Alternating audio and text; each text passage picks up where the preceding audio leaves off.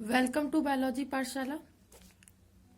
Today's class is dedicated 10th class student और आज की पाठशाला में हम ये समझने का प्रयास करेंगे कि व्हाट इज विसरण एंड परासरण, डिफ्यूजन एंड ऑस्मोसिस।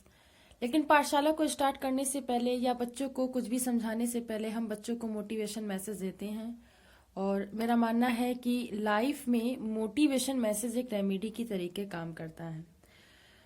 और आज की पाठशाला का मोटिवेशन मैसेज कुछ इस तरीके से है कि मेरे प्यारे बच्चों, आपको जो भी समझाया जाता है अगर आप उसे अपने शब्दों में लिखते हैं और समझने का प्रयास करते हैं तो ये आपको हमेशा याद रहेगा।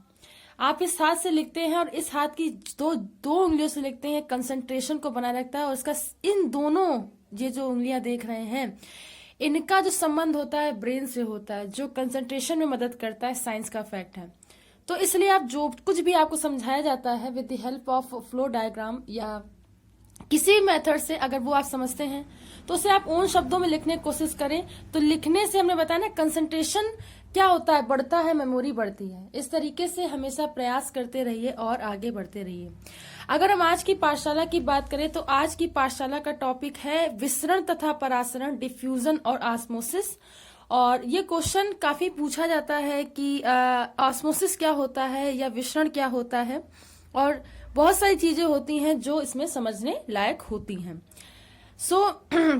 चलिए देखते हैं इसको कि विसरण होता क्या है आखिर। तो देखिए, किसी भी पदार्थ के कणों यानी अणुओं या आयनों को अपनी अधिक सांद्रता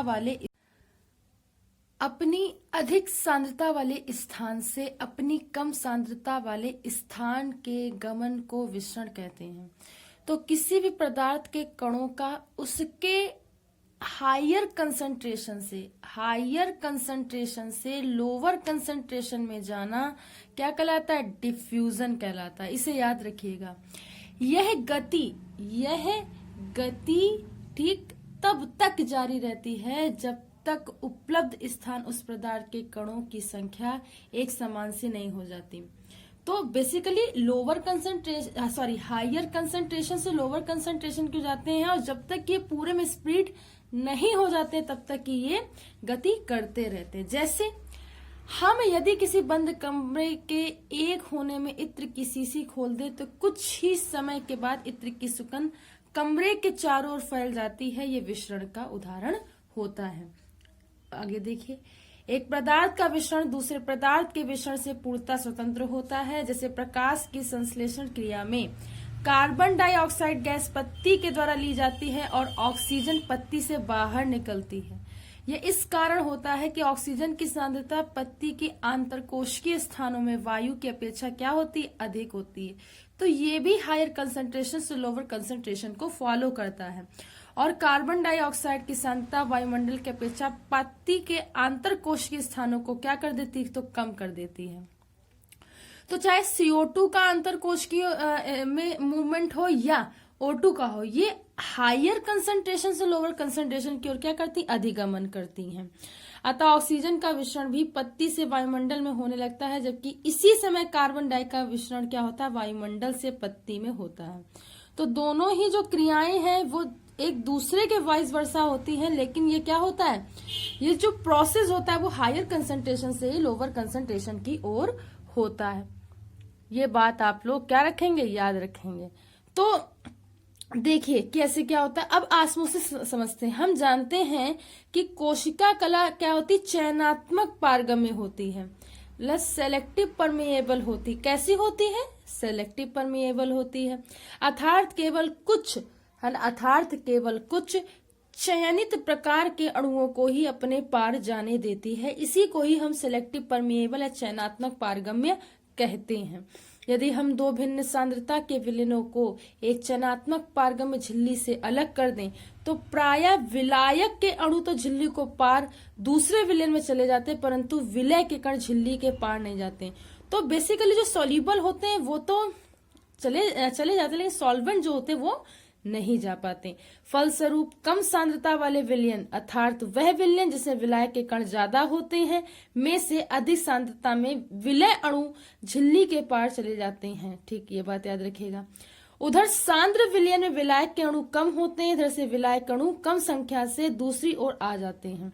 फलस्वरूप समग्र रूप विलायक के अणुओं का स्थानांतरण कम सांद्रता वाले विलयन से अधिक सांद्रता वाले विलयन की ओर होता है। इससे ही हम ऑस्मोसिस कहते हैं। तो यहाँ पे क्या होता है, ऑस्मोसिस में क्या होगा, लोअर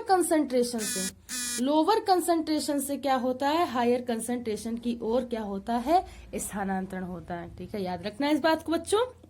अतः परासरण किसी विलायक के अणुओं का विसरण है जो किसी उस स्थिति में होता है जब उसी विलायक में बने दो भिन्न सांद्रताओं के विलयन को ऐसी अर्ध पारगम्य झिल्ली के द्वारा पृथक किया गया हो जो विलय के लिए पारगम्य परंतु विलायक के लिए क्या होते हैं, विलय के लिए अपारगम्य होते हैं और विलायक के लिए पारगम होते हैं।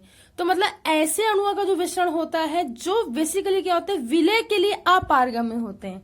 ठीक है, जो विलय है उसके लिए अपारगम्य हुए, लेकिन विलायक जिसमें ये घुलना है उसके लिए क्या हो, पारगम्य होते हैं।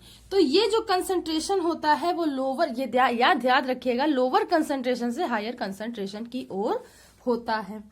उदाहरण के लिए जैसे कि आपने इसमें देखा था इत्र का, उसी तरीके से किशमिश, आपसे पूछते हैं किशमिश, अंगूर से किशमिश का बनना किसका एग्जाम्पल है, तो ये क्या होता है, ऑस्मोसिस का। इत्र का कमरे में फैलना किसका एग्जाम्पल है, तो आप ये भी याद रखें किसका है, विसरण का है। देखिए इसके उदाहरण को देखिए, किशमिश को यदि जल में डुबा कर रखें तो कुछ समय के बाद वह फूल जाती है, क्योंकि बाहर से जल का परासरण किशमिश के भीतर शर्करा के विलयन में होता है।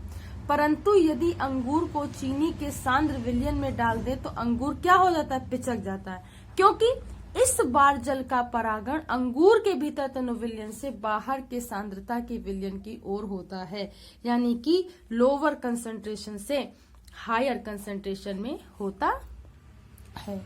तो इस बात को आप लोग अच्छे से याद रखेंगे और हमेशा ध्यान में रखेंगे। अब क्वेश्चन ये भी पूछा सकता है कि what is difference between the विसरण एंड परासरण, डिफ्यूजन और परासरण यानी ऑस्मोसिस में क्या डिफरेंस होता है, इसको समझते हैं। देखिए विसरण की क्रिया ठोस गैस द्रव्य सभी में होती है, तो विसरण की एक ऐसी क्रिया है जो ठोस द्रव सभी में होती है, लेकिन परासरण की क्रिया केवल द्रव्य और घुले हुए पदार्थों में होती है। आगे देखिए, विसरण करने वाले दो पदार्थों के बीच में किसी भी प्रकार की कोई भी कला या मेम्ब्रेन की आवश्यकता नहीं होती है, ठीक है, लेकिन परासरण के लिए दोनों द्रवों के मध्य एक अर्धपारगम्य झिल्ली या कला का होना आवश्यक होता है। आगे देखिए, विसरण सभी दिशाओं में होने वाली क्रिया होती है, लेकिन जो परासरण है ये निश्चित दिशाओं में होने वाली क्रिया होती है। आगे देखिए, इस क्रिया में कोई दाब नहीं उत्पन्न होता। विसरण को याद रखिएगा, इसमें कोई भी दाब उत्पन्न नहीं होता, लेकिन इसमें परासरण दाब उत्पन्न होता है, परासरण की क्रिया में होता है, जो घोल की सांद्रता पर निर्भर करता है। तो कुछ इस तरीके से आज की पाठशाला का ओवरव्यू है। आई होप कि आज की पाठशाला आपको समझ में आई हो। अगर आज की पाठशाला आपको समझ में आई हो तो इसे ज्यादा से ज्यादा लोगों तक शेयर कीजिए, सब्सक्राइब कीजिए, लाइक कीजिए। बायोलॉजी पाठशाला के उस बेल आइकन घंटे के बटन को दबाए रखिए ताकि आने वाली लेटेस्ट पाठशाला का अपडेट आप तक पहुंच सके। मेरे प्यारे बच्चों, सभी बच्चों से मेरा ये निवेदन है कि इसे ज्यादा से ज्यादा बच्चों तक शेयर कीजिए ताकि ज्यादा से ज्यादा बच्चे इस पाठशाला से जुड़ सकें और अपनी बायोलॉजी के एग्जाम को अच्छा कर सकें। तो आपको पता है कि इस समय 10th क्लास और 12th क्लास की सीरीज चल रही है और इस सीरीज में रोज आपको वीडियो मिलते हैं और आपको संडे एमसीक्यू मिलते हैं। 10th और 12th क्लास के लिए एमसीक्यू आपको मिलते हैं। अगर आपको कोई भी डाउट है, कोई भी प्रश्न है, तो आप इस बायोलॉजी पाठशाला की ऑफिशियल वेबसाइट पे जाकर के इसे प्रश्न कर सकते हैं और आपको पूरा समाधान दिया जाएगा। Thanks to all student to watch my Pathshala. Thanks again.